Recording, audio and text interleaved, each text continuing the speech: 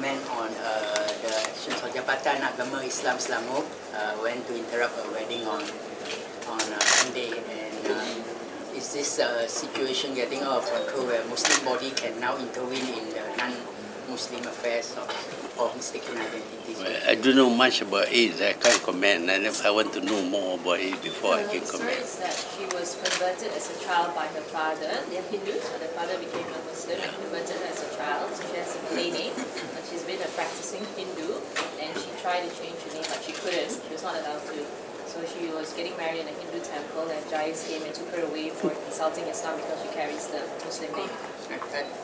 Just to add, it created a lot of noise because basically Jais is an Islamic body which regulates Muslims. But in this case, I think this is the second time this year. The first time, of course, was the Bible Society in Malaysia when they went on a raid into the Bible Society. And this is the second time they entered a Hindu temple to stop a wedding. So is that, you guys have comments on that? Is that? Well, this all comes from not adhering to the teachings of the Quran.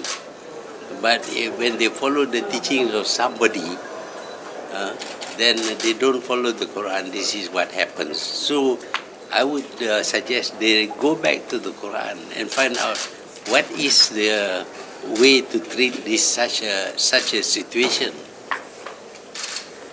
These they are following their own interpretation.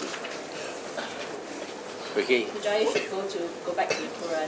Yeah, the Quran gives us full guidance as to how to conduct our life. As they all say, Islam is a way of life. You see, so go back to the Quran and find out whether you are right or wrong. Yeah, that's good. But when you follow the interpretation of some people and you become fanatical about that, then of course you do a lot of wrong things. What does the Quran say about rights of minorities who are non-Muslims? In this case, people are saying, especially like Hindrav and all that, they're saying that the Quran says very clearly, to you your religion, to me my religion. You see, so you respect the other religion. That is your religion. You pray in your own way, we pray in our own way. That's what the Quran says. That's true. So even though she's a practicing Hindu, and she just has a Malay name because the father converted her, she shouldn't have done what they did then. How old is she? Sorry? How old is she? She's now an adult, but she was 32 converted years. when she was a child. 32, yeah. Now she's 32. Then you go refer to the Quran. What do you do with people who change their religion from Islam to, or who denies that they are Muslim?